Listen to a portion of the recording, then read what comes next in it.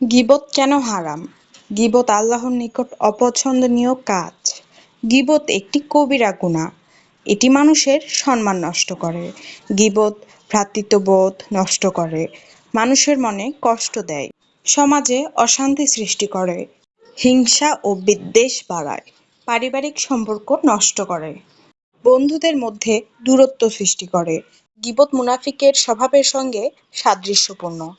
এটি নেক আমল কমিয়ে দেয়। গীবতকারী আল্লাহর রহমত থেকে বঞ্চিত হতে পারে। গীবত মানুষের প্রতি অবিচার। এটি ঈমানকে দুর্বল করে। গীবত করার অভ্যাস চরিত্র নষ্ট করে, অন্যের দোষ খোঁজার প্রবণতা বাড়ায়, নিজের দোষ সংশোধন থেকে দূরে রাখে। গীবত শয়তানের প্রিয় কাজ। এটি মানুষের মধ্যে সন্দেহ সৃষ্টি করে। গীবত ভালোবাসা ও সম্প্রীতি নষ্ট করে। কিয়ামতের দিনের জন্য জবাবদিহি করতে হবে। গীবত মানুষের অধিকার নষ্ট করে। এটি আত্মাকে কলুষিত করে।